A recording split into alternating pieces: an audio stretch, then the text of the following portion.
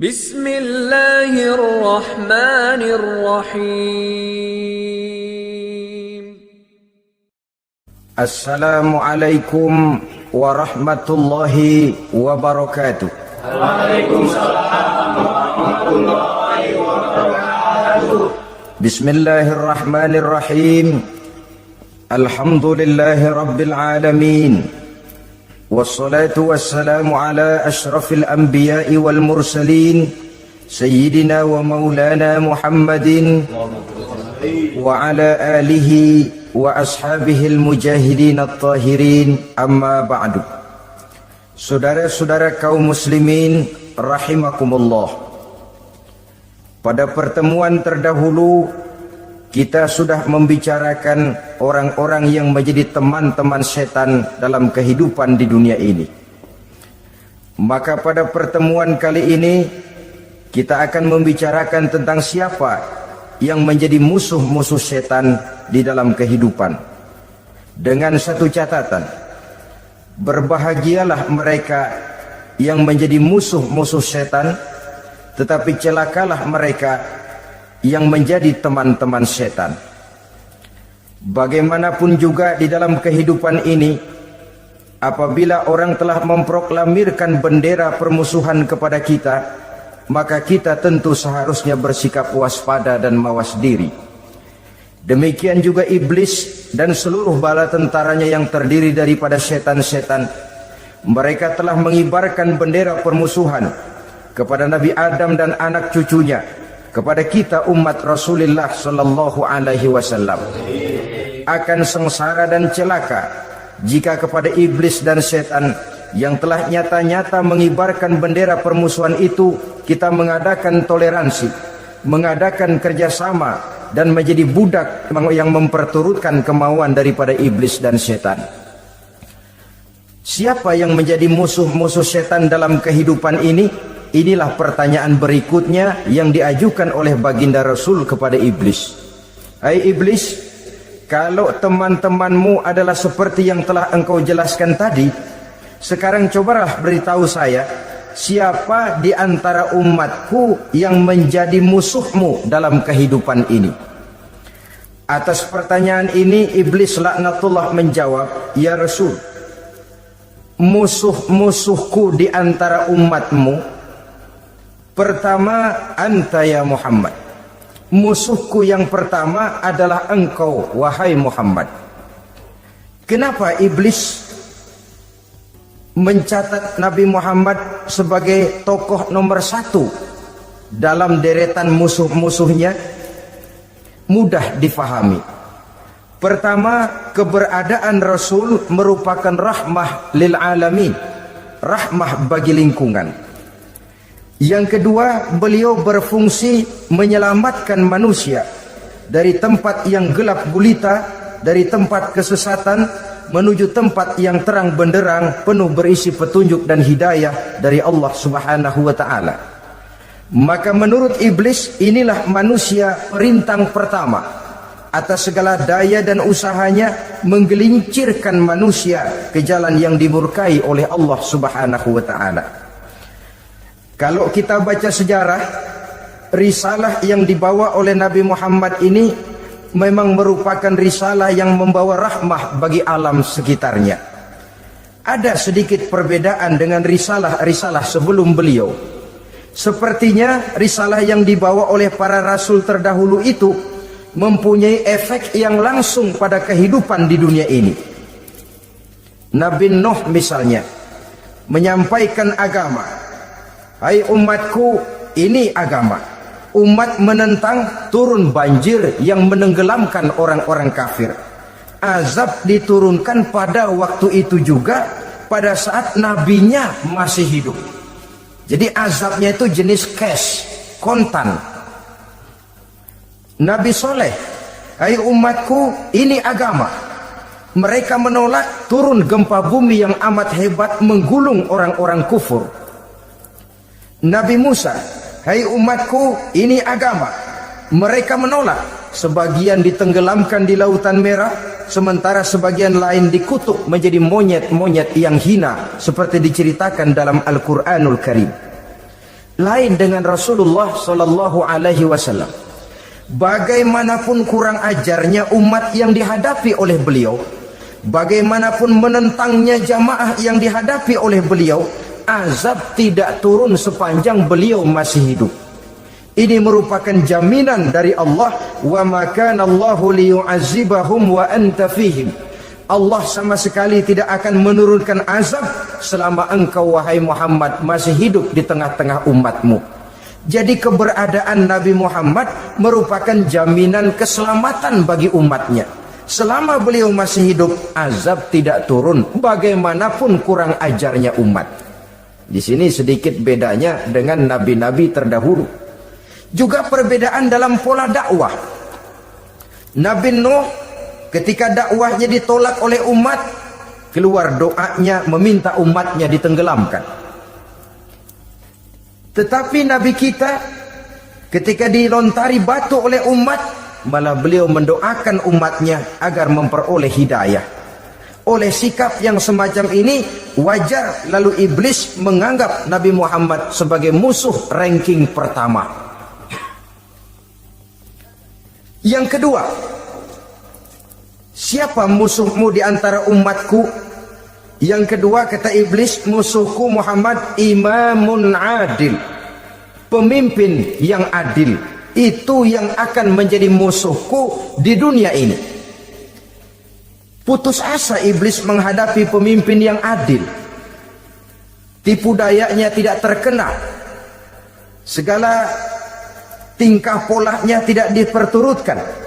Imam yang adil, pemimpin yang adil merupakan musuh daripada iblis laknatullah alaih. Apa sebabnya? Karena pemimpin yang adil mempunyai dampak dalam kehidupan di dunia ini. Melindungi orang banyak, menenteramkan orang banyak. Makin aman, tentram, tenang situasi dan kondisi, makin mudah orang melaksanakan ibadah. Makin tekun orang melaksanakan ibadah, makin dekat dia dengan Allah. Makin dekat manusia dengan Allah, makin jauh dia dari iblis. Sebab dua hal ini selalu kontradiktif. Jika kita jauh dari Allah, tentu dekat dengan iblis. Jika kita jauh dari iblis, harus dekat tentu dengan Allah. Dan begitu selanjutnya. Dalam kaitannya dengan kehidupan kita sekarang, saudara-saudara, disinilah perlunya mempersiapkan manusia. Membangun manusia itu jauh lebih sulit daripada membangun jembatan. Membangun manusia itu lebih sulit daripada membangun gedung-gedung bertingkat. Termasuk membangun dan mempersiapkan calon-calon pemimpin yang adil di masa yang akan datang. Membangun jembatan penting, tapi lebih penting daripada membangun jembatan adalah membangun manusia yang bikin jembatan. Sebab kalau manusia yang bikin jembatan tidak dibangun lebih dahulu, saya khawatir jembatannya nanti habis dimakan oleh yang bangun jembatan. Mengaspal jalan raya penting. Lebih penting dari mengaspal jalan raya, membangun manusia yang mengaspal jalan itu. Sebab kalau manusia yang mengaspal jalan bermental rusak dan bejat, saya khawatir jalan belum selesai, aspalnya habis dimakan oleh yang ngaspal. Inilah pentingnya membangun manusia pembangunan. Semua tugas-tugas besar, semua pekerjaan-pekerjaan yang baik harus berangkat dari niat yang baik, berangkat dari hati yang bersih. Siapapun adanya kita, apapun profesi kita. Yang jadi kiai, marilah berangkat dari niat yang bersih. Yang jadi mubalik, marilah berangkat dari niat yang bersih. Niatnya itu mau menghidupkan Islam atau mau cari hidup jual Islam. Kalau mau menghidupkan Islam, mari sama-sama kita berjuang. Tapi kalau mau cari hidup untuk dengan menjual Islam, minggir saja daripada nanti bikin malu. Yang mengurus masjid, mari berangkat dari niat yang bersih. Ngurus masjid itu niatnya mau menghidupkan masjid atau mau cari hidup di dalam masjid. Kalau mau menghidupkan masjid, mari. Tapi kalau mau mencari hidup di dalam masjid, tolong minggir saja daripada nanti bikin aib. Yang jadi orang alim, mari berangkat dari niat yang bersih. Jangan memperjualbelikan fatwa yang halal dikatakan haram, yang haram jadi samar-samar, nanti membingungkan umat.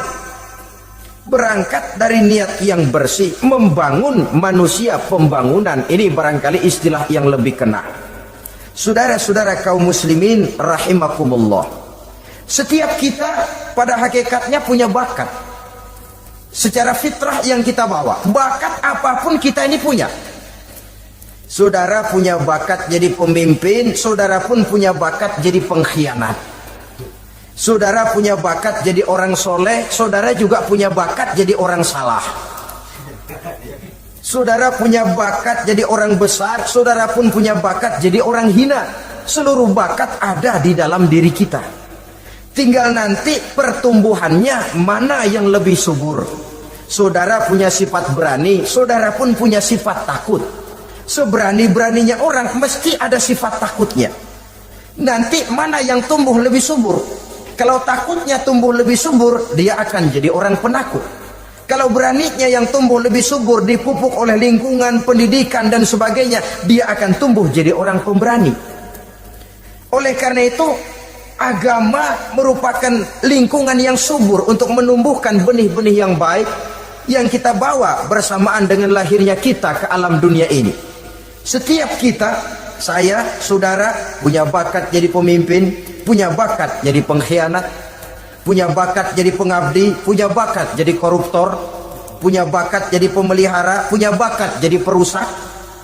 Tinggal nanti lingkungan pendidikan yang menumbuhkan mana yang tumbuh lebih subur.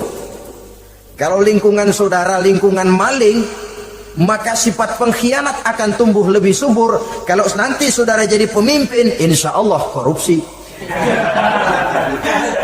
Lingkungan yang menumbuhkan sifat mengabdi, sifat berbuat tanpa pamrih, dikalahkan oleh sifat pengkhianat dan korupsi itu yang dibentuk oleh lingkungan, pendidikan, pengalaman dan sebagainya. Oleh karena itu, secara dini agama menanamkan, menyuburkan fitrah-fitrah yang baik yang kita bawa bersamaan dengan hadirnya kita dalam kehidupan ini. Sebab itu seorang penyair bernama Syauqi mengatakan dalam sebaik syairnya, waladatka ummuka ya ibna adam bakian wan nasu haulaka yadhakuna surura. Hai manusia, pada saat kamu dilahirkan kamu menangis dan orang lain di sekelilingmu ketawa. Kakek senyum dapat cucu baru, paman gembira dapat keponakan baru, sementara kita yang lahir menangis. Betul apa benar? Apa ada saudara yang begitu dilahirkan terus nyengir? Saya kira kabur dukunnya itu. Setiap kamu hai manusia lahir dalam keadaan menangis, orang sekelilingmu tertawa. Karena itu katakan kepada mereka yang senyum di sekelilingmu, hai manusia, pada saat saya dilahirkan saya menangis dan kamu semua tertawa. Baik manusia. Tapi nanti pada satu saat harus terjadi kebalikannya. Kalau dikala saya lahir saya menangis dan kau semua senyum, nantilah manusia.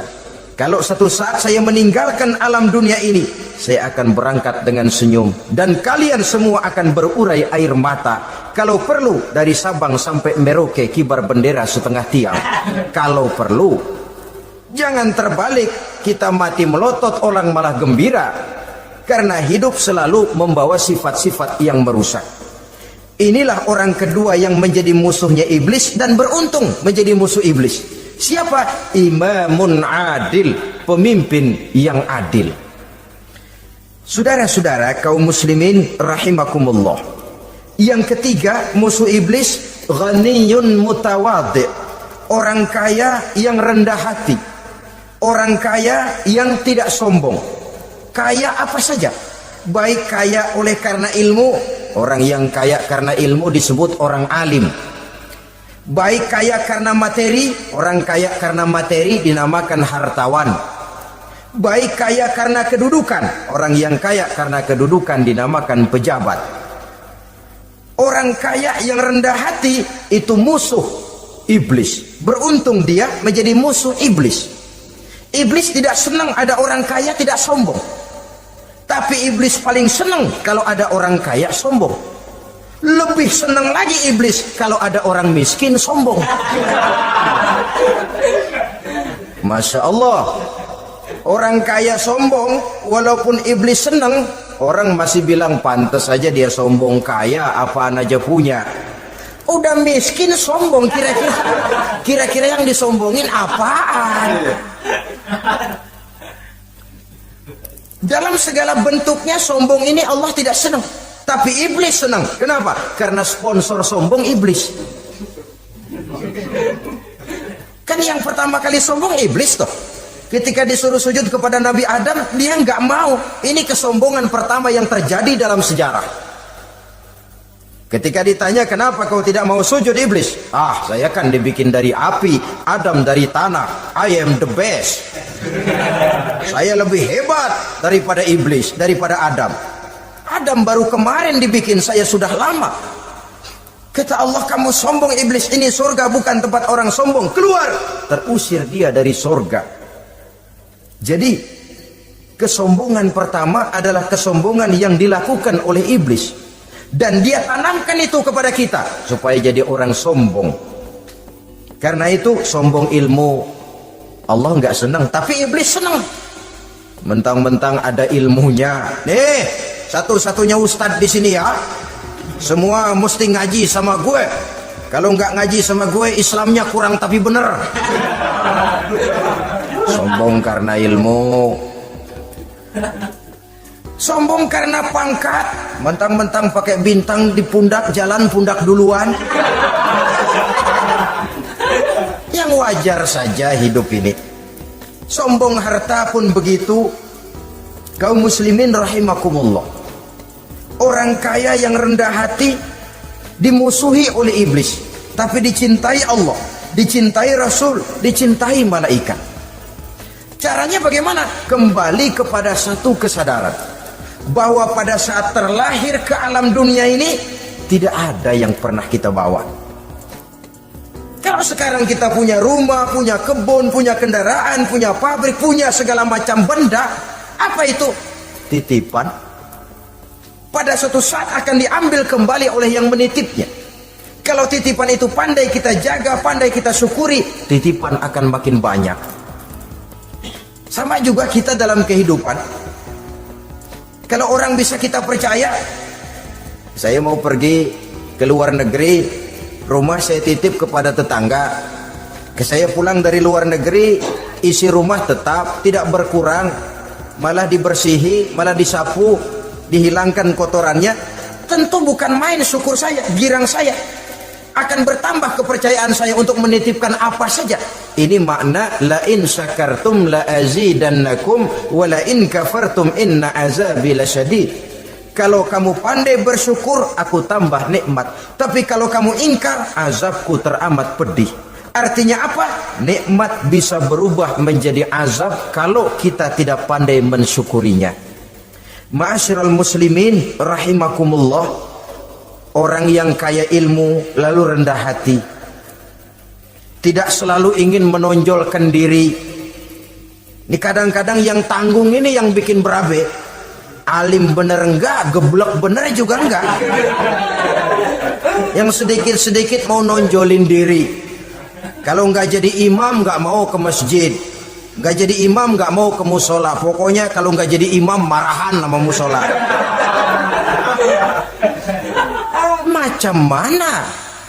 Saudara-saudara kaum muslimin, rendah hati, tidak selalu ingin menonjolkan. Sebab orang yang selalu ingin menonjolkan dirinya biasanya orang yang kekurangan kepercayaan kepada kemampuan dirinya sendiri.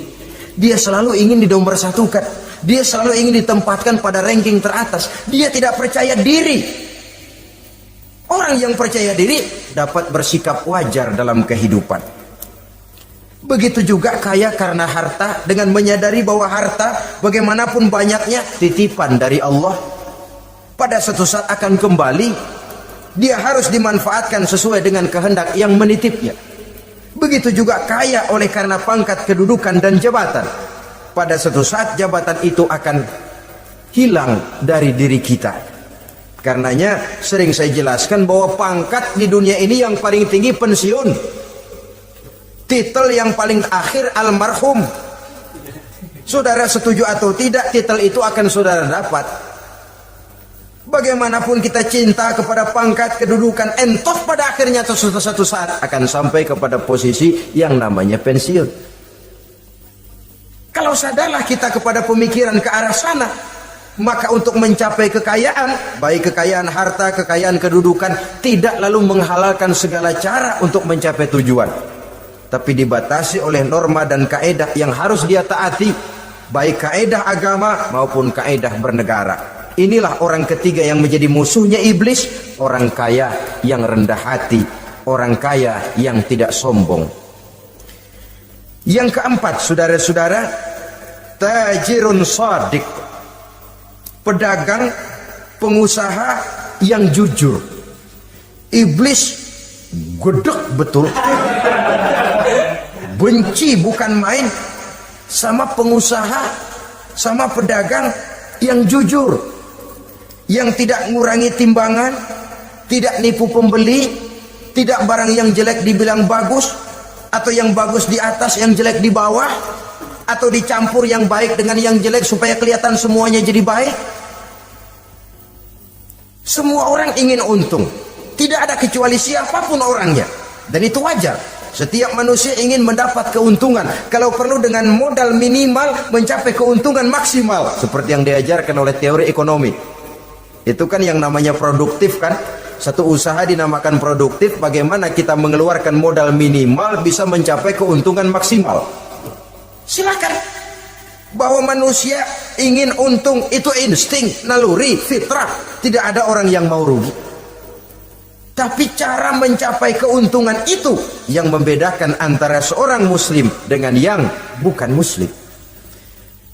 Sudah pernah saya sampaikan, apabila kaum pengusaha, para pedagang sudah dijangkiti penyakit yang tidak jujur, yang akan timbul adalah kekacauan ekonomi. Kekacauan ekonomi bisa menimbulkan revolusi sosial, dan revolusi sosial merupakan kiamat satu generasi. Semua kericuhan hampir bermuara dari perut, dan itu ekonomi. Orang nodong perut, orang korupsi perut. Ya walaupun korupsi kalau sudah kelas kakap tidak lagi sekedar urusan perut. Ya perut apa yang diurusin kalau korupsinya miliaran itu? Perut jin barangkali. Saudara-saudara kaum muslimin rahimakumullah. Oleh karena itu, pedagang yang jujur, pengusaha yang jujur, ini merupakan musuh iblis. Iblis tidak senang kalau ada pengusaha yang jujur. Iblis tidak senang kalau ada pedagang yang jujur. Tapi iblis akan tepuk tangan kalau pedagang sudah selingkuh, kalau pengusaha sudah nipu. Ada orang bilang, sekarang mah kalau jujur-jujur bener nggak makan apa-apa dong kita. Sebab katanya jangan lagi nyari yang halal, sekarang ini yang haram aja seret. Rupanya sering masang undian nggak pernah kena. Lalu bilang jangan yang halal, yang haram aja nggak kena-kena katanya. Sebenarnya bukan itu masalahnya, saudara-saudara. Bukan itu masalahnya. Masalahnya ialah bahwa kejujuran membawa keberkahan. Ini kalau kita berpikir dengan kacamata agama. Keberkahan merupakan sumber ketenangan. Dan ketenangan ini tidak bisa dibeli dengan materi yang bagaimanapun banyaknya. Walaupun kita punya percetakan duit, ketenangan itu nggak bisa dibeli.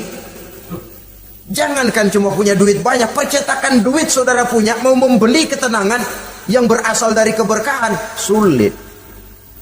Jadi kejujuran membawa keberkahan, keberkahan membawa ketenangan. Jangan macam dulu tukang sol sepatu, ditanya oleh temannya, bang ngesol satu hari dapat berapa? 200 rupiah. Sembayang enggak? Enggak. Islam kalau Islam kata temannya, sembayang dah, kali aja besok dapat rezeki lebih banyak. Yang benar, iya, kalau orang sholat itu Allah dekat, nanti rezekinya ditambah. Beneran, bener. Subuh sembayang dia, habis sembayang sarapan berangkat ke tempat dia ngesol mangkal. Dari pagi sampai jam 11 belum ada juga yang ngesol. Mulai bimbang hatinya. Katanya kalau sembahyang rezeki tambah. Tadi sembahyang subuh pagi hari belum ada yang ngesol. Cobaan kali, sabar. Datang sholat zuhur. Habis zuhur nunggu lagi, belum juga ada yang datang ngesol. Udah mau pulang hampir maghrib, baru datang satu orang dan ini sendal jepit putus.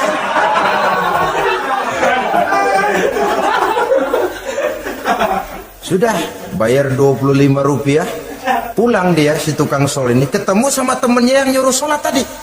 Ditanya, bagaimana penghasilan ini hari? Apa dijawab?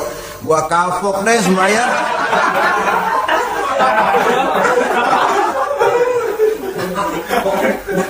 Kemarin nggak sembahyang dapat 200, sekarang begitu sembahyang jigo.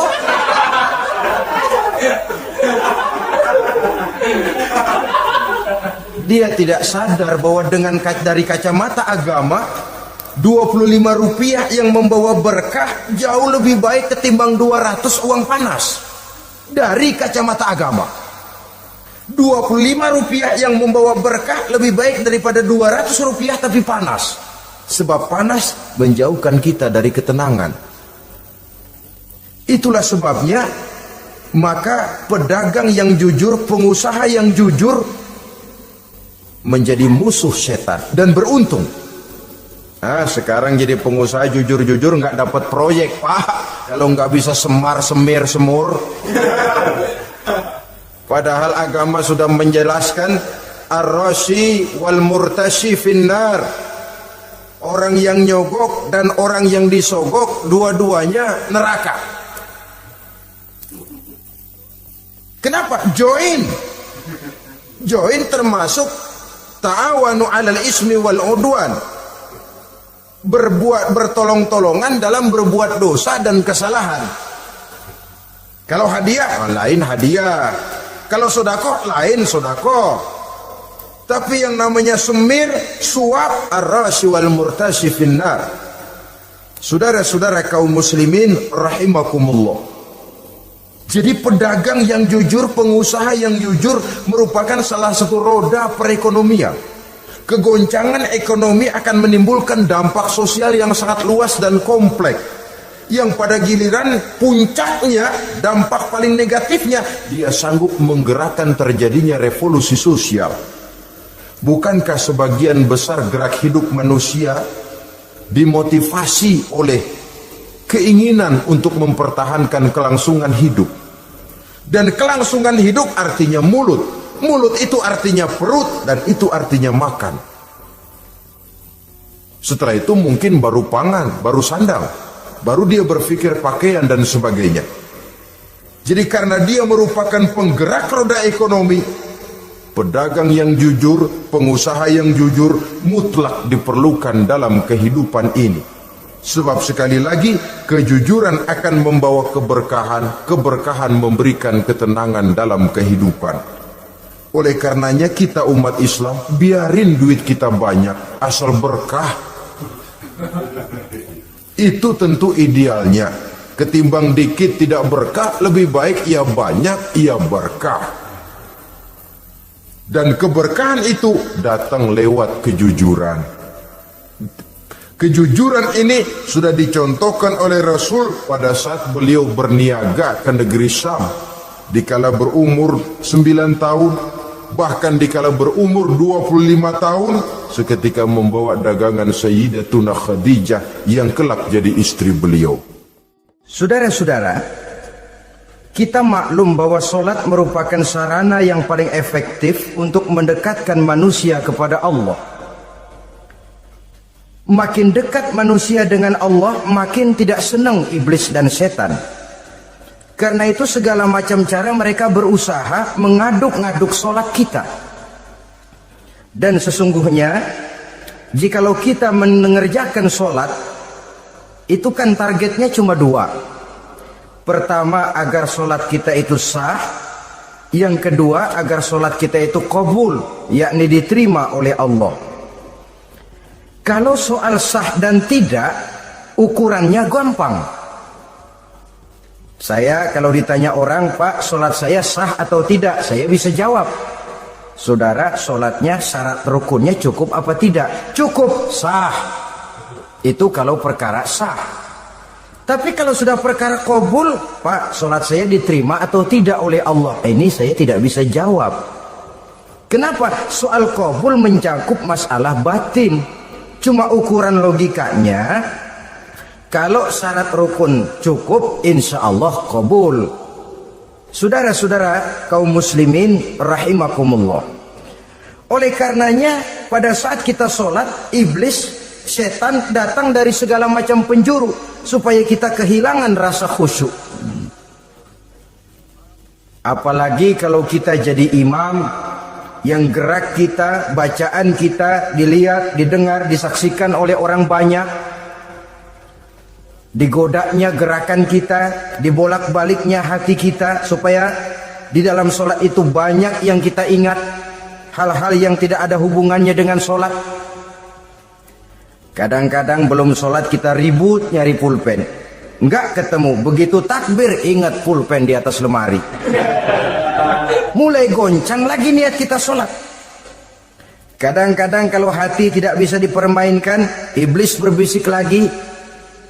Gerakan kita dalam sholat tidak mencerminkan kekhusyuan. Kalau gerak juga ternyata masih bisa khusyuk, bacaan kita dibuatnya kita seperti dikejar-kejar waktu. Sholat isya misalnya dengan cara kilat khusus, super singkat.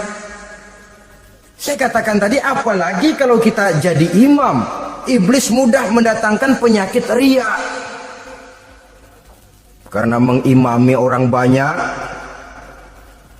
lalu supaya dikira alim, dibuatlah sholatnya itu mantep-mantep. Surahnya dicari yang panjang-panjang, paling pendek sabbihis sama wadduha. Tapi kalau sudah sholat sendirian, cukup inna a'toinakal kautsar sama kul huwallahu ahad. Kayaknya khusyuk bukan main. Kalau imam bahasanya dipaseh-pasehin kayak orang 16 tahun di Mekah. Ufolli fardwal maghribi salas rakaatin. Saudara-saudara kaum muslimin yang berbahagia, oleh karena sholat merupakan sarana yang paling efektif untuk mendekatkan diri dengan Allah, maka orang yang khusyuk di dalam sholatnya merupakan musuh utama daripada iblis.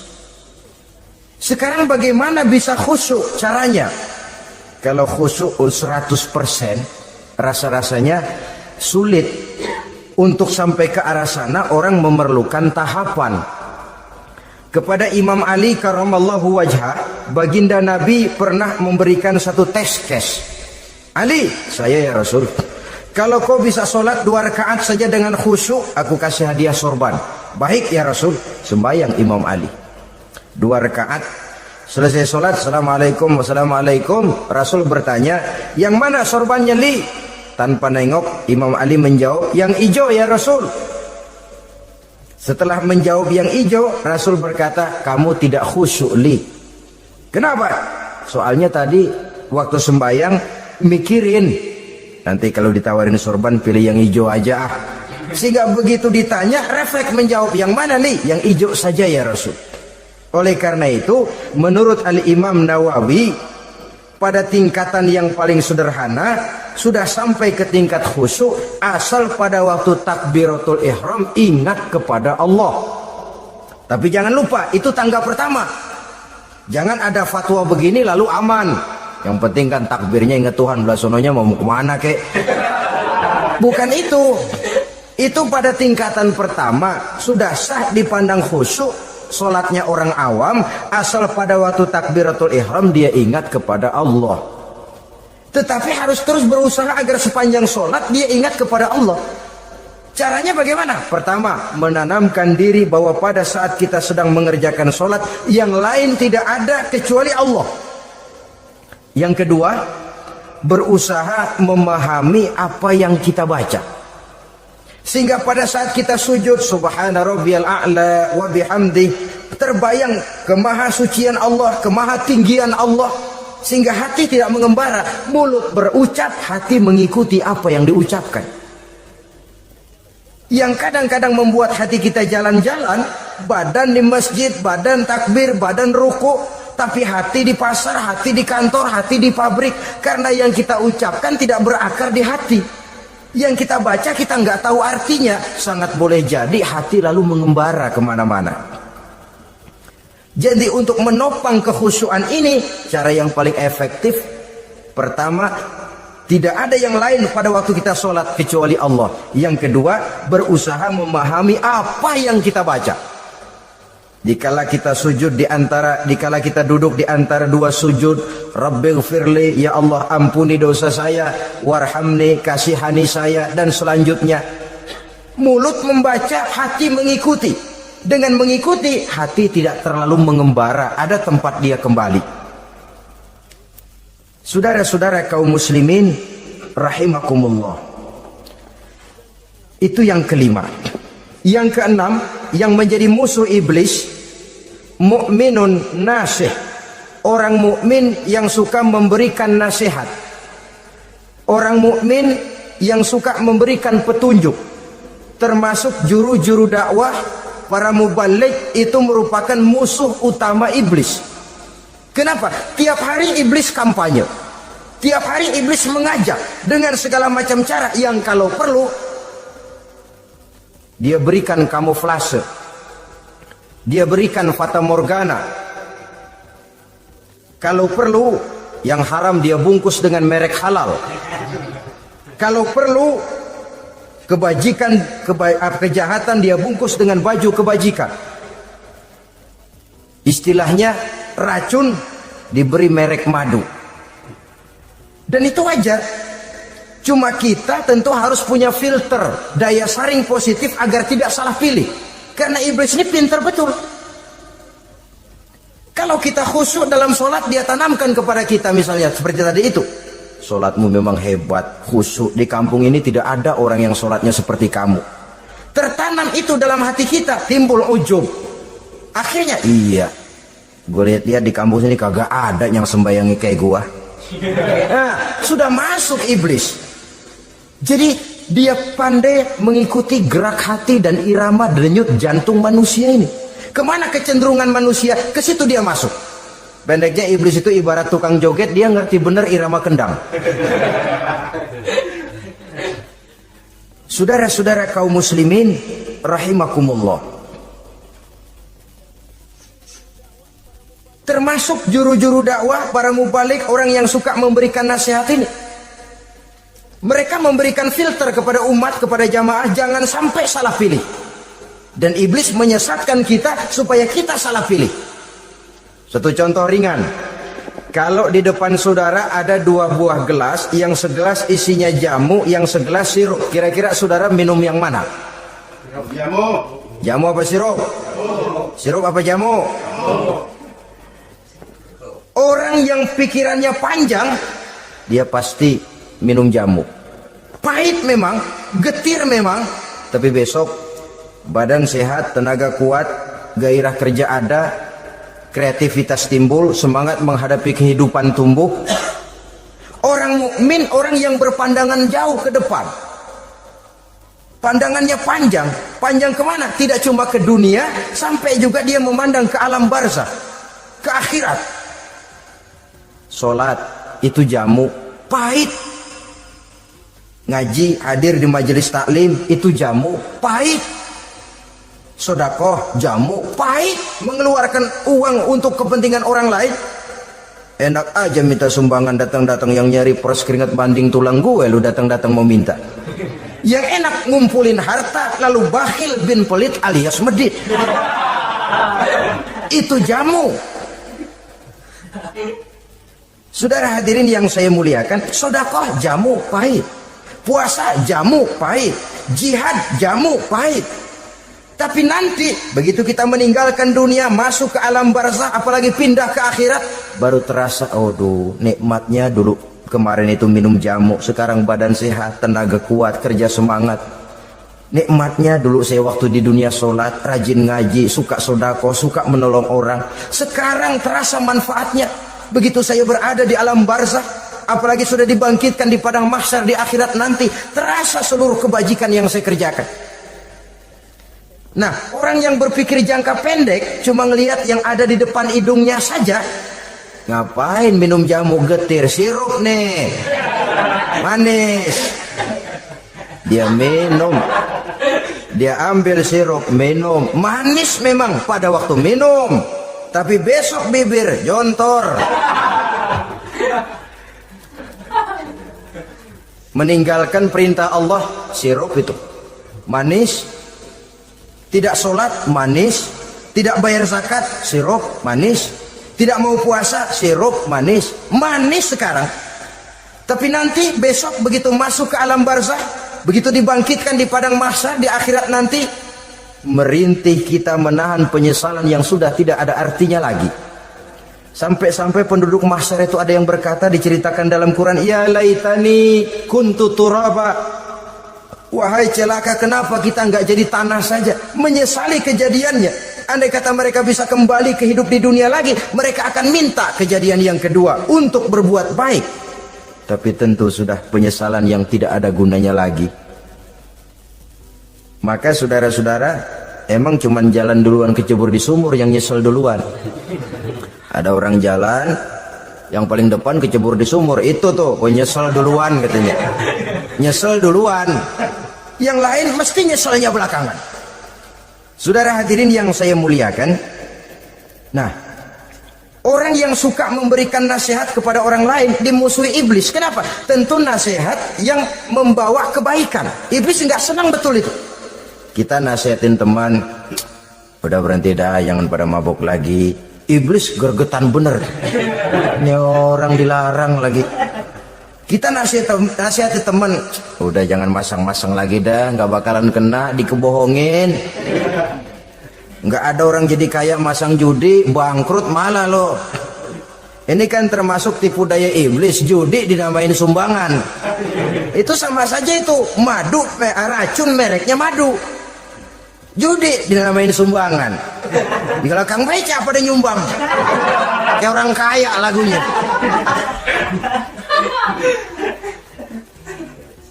Saudara-saudara kaum muslimin rahimakumullah, adalah kewajiban kita memang untuk tawasau bil haq, saling nasihat menasihati. Setiap kita juru dakwah, setiap kita wajib menyampaikan apa yang sudah kita tahu kepada orang yang belum atau kurang tahu. Saudara yang bisa bismillah wajib mendakwahkan bismillah itu kepada orang yang belum tahu bismillah. Saudara bisa Fatihah harus menyampaikan itu kepada orang yang belum bisa Fatihah. Persetan dengan orang lain. Apalagi yang cuma kerjanya ngeritik saja, lo baru bisa Fatihah doang udah ngajar. Biar aja yang diajarin gak bisa Fatihah kok.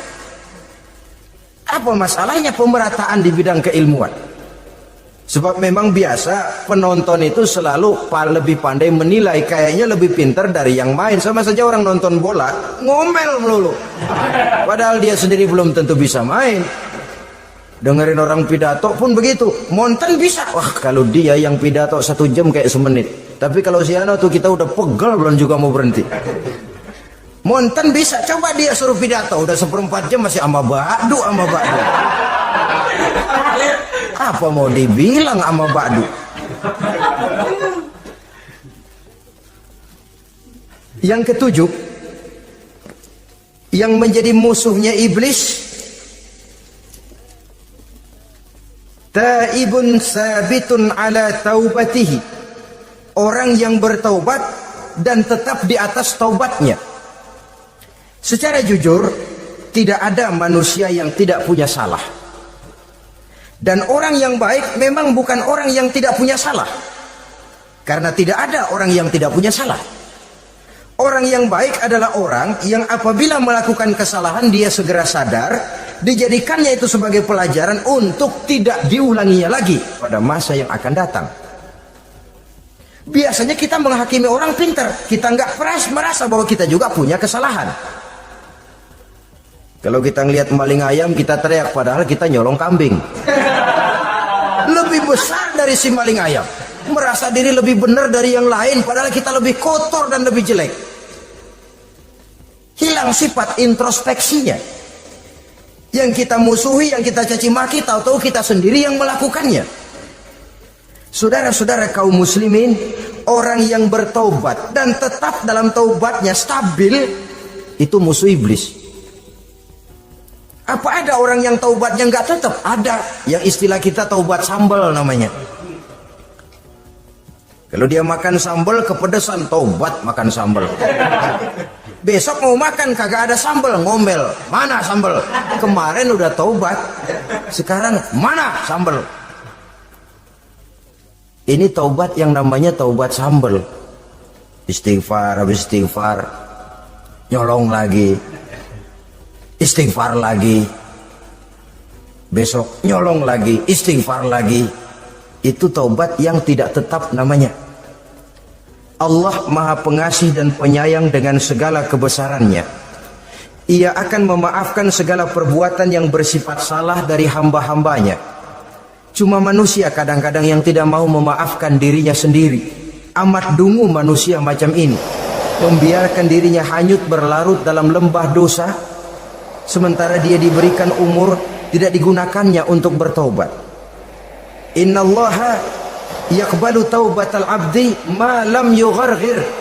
Allah senantiasa akan menerima taubat seorang hamba sepanjang nafasnya belum sampai di tenggorokan. Kalau nafas sudah sampai di tenggorokan baru berniat taubat, kasib terlambat.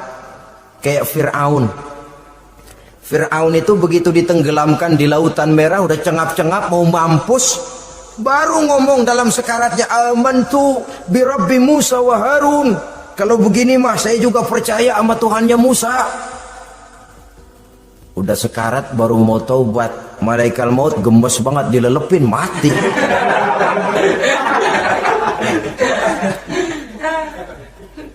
Nah, kepada adik-adik remaja, biasanya kalau sudah bicara taubat, pikiran kita, taubat mah urusan 70 tahun ke atas.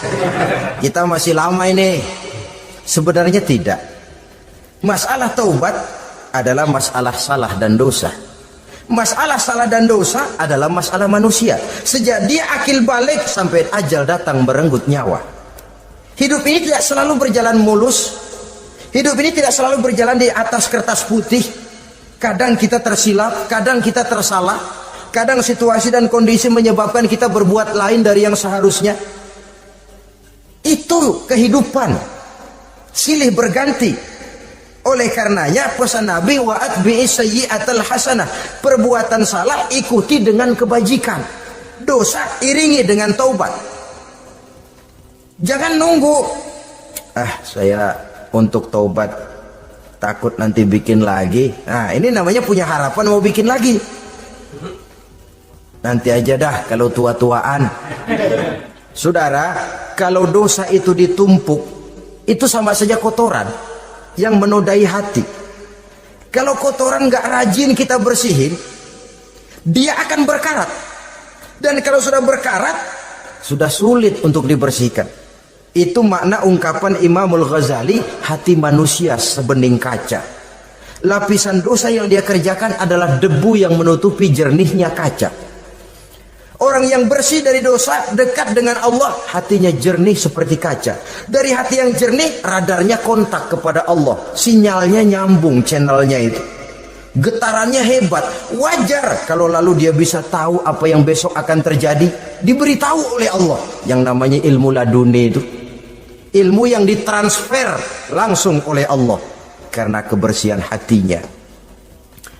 Mana ada orang gak belajar bisa pinter. Iya, kalau hatinya butek emang gak ada.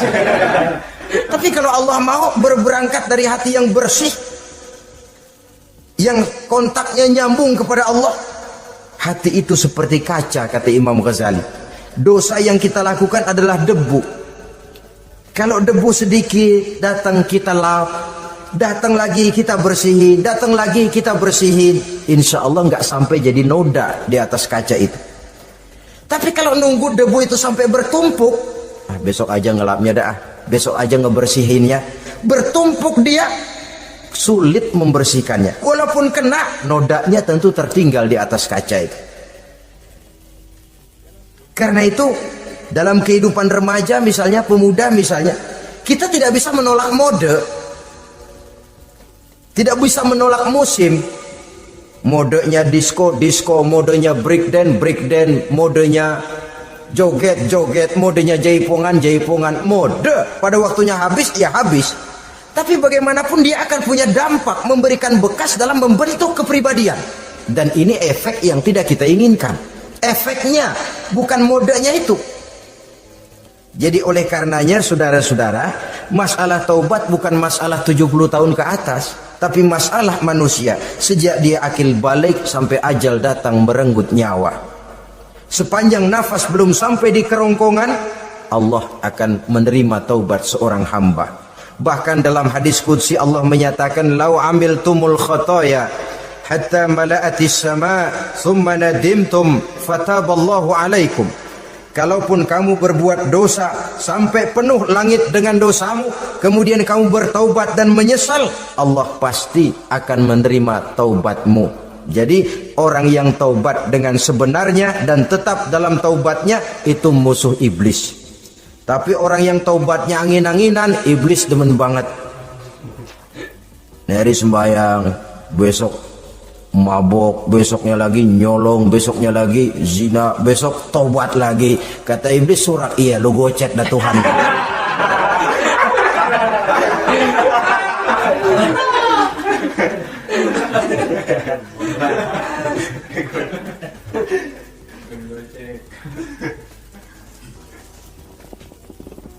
Selanjutnya yang ke-8, musuh iblis, musuh setan, mu'minun yudawimu 'alat taharah. Orang mukmin yang membiasakan diri selalu dalam keadaan bersuci. Baik dari hadas kecil, lebih-lebih dari hadas besar. Wudu utamanya memang untuk sholat. Tapi membiasakan wudu dalam kehidupan sangat baik sekali. Mau ke kantor wudu dulu, mau ke pasar wudu dulu, mau ngajar wudu dulu. Apa sebabnya? Karena dalam keadaan suci, orang ada sikap memelihara kesuciannya. Kalau kita naik PPD pagi-pagi gelantungan, kalau punya wudu, hati-hati, kesenggol perempuan juga sayang sama wudu. Tapi kalau nggak punya wudu, jangan kesenggol, kita nyeruduk. Ada semacam sikap apik di dalam kehidupan ini. Karena itu biasakan wudu untuk menjaga kebersihan diri, kebersihan zahir, kebersihan batin, belum lagi kemanfaatan di akhirat. Sebab kata Nabi, "Inna ummati ya'tuna yaumal qiyamah ghurran muhajjalin min asaril wudu." Umatku di akhirat nanti akan datang menghadap Allah dengan muka berseri-seri, bersinar-sinar dari sebab sering wudu. Sehingga tidak usah mengaku pun Rasul akan memanggil karena muka yang sering tersentuh air wudu ini. Mu'minun yudawimu 'alat taharah. Orang mukmin yang selalu membiasakan diri berada dalam keadaan suci, berwudu. Kita lihat ajaran wudu ya. Dari sejak bacaan-bacaannya saja itu sudah membawa manfaat. Lalu dari segi bahwa kita manusia sering tersilap melakukan dosa-dosa kecil. Dosa-dosa kecil itu oleh air wudu dia rontok. Tangan kita suka colak-colek. Pada saat membasuh dua tangan, Allahumma inni as'alukal yumna wal barakah wa a'udzubika minasyu'mi wal halakah. Dosa yang ada di tangan itu rontok. Mata kita suka pelotot-pelotot, nggak karu-karuan. Pada saat membasuh muka, nawaitu raf'al hadasil asghar. Dosa yang ada di mata rontok. Dari segi pembersihan batin. Belum lagi dari segi pembersihan zahir. Sehari semalam kalau 5 kali saja kita terkena air wudu, itu sudah menjaga kesehatan dan kebersihan. Saudara-saudara kaum muslimin rahimakumullah. Yang ke-9, orang yang menjadi musuh iblis yaitu mutawarra'un anil haram. orang yang memelihara diri dari yang diharamkan oleh Allah. Terpelihara dirinya, terpelihara yang dimakannya, yang diminumnya dari jenis-jenis yang haram, baik sedikit maupun banyak. Jangan cuma teriak haram waktu sedikit, tapi giliran banyak halal. Sama saja orang dikasih tahu, itu ada cerita anak-anak, Pak Haji punya anak main judi, dikasih tahu, Pak, anak bapak main judi, astagfirullah katanya. Tapi menang Pak, alhamdulillah.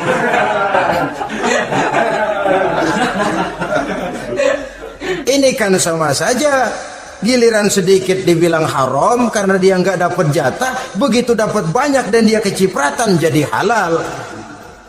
Yang sedikit halal haram, banyaknya pun juga haram. Yang banyaknya haram, sedikitnya juga haram. Ada orang bilang minuman keras kalau nggak mabok kan nggak haram. Yang memabukkan banyaknya, sedikitnya tetap saja haram. Ma askaro kasiruhu faqaliluhu haramun.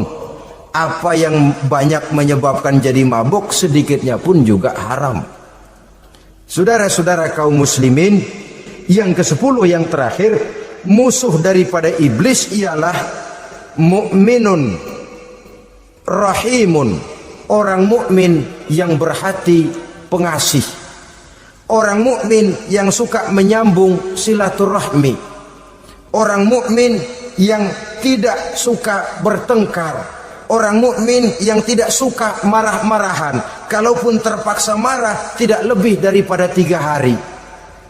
Jadi boleh saja marah kalau alasannya tepat, tapi nggak lebih dari 3 hari. Kalau perlu bikin perjanjian, kita marah ya 3 hari. Itu limit, tidak halal kata Nabi bagi seorang muslim menjauhi saudaranya lebih dari 3 hari. Tidak halal itu artinya haram. Kita ini kadang-kadang kalau sudah marahan sama tetangga kah, sama teman kah, kadang-kadang suka berlaku perpanjangan waktu. Tidak cukup perpanjangan waktu, ditambah lagi perpanjangan generasi. Enggak cukup kita yang marah, orang lain kita sundut-sundut supaya ngikut marah lagi. Marah pakai ngundang. Kayak mafia lagunya, udah dia marah, orang lain lagi disuruh marah. Saudara hadirin yang saya muliakan, mukmin yang punya sifat belas kasih, berhati jernih, itu musuh utama dari iblis. Tapi mukmin yang suka marah-marahan, tukang hasutan, tukang bakar, itu teman-teman iblis. Oleh karena itu, mudah-mudahan kita semua menjadi musuh iblis. Dan jangan menjadi musuh iblis. Jangan menjadi teman iblis. Sebab iblis sudah kadang memproklamirkan permusuhan. Sekali dia musuh kita, selamanya dia akan tetap menjadi musuh kita. Berusahalah untuk menjadi musuh iblis, dan jangan sekali-kali toleransi. Jangan berusaha menjadi teman iblis. Inilah yang kita bicarakan pada pertemuan ini. Mudah-mudahan ada manfaatnya.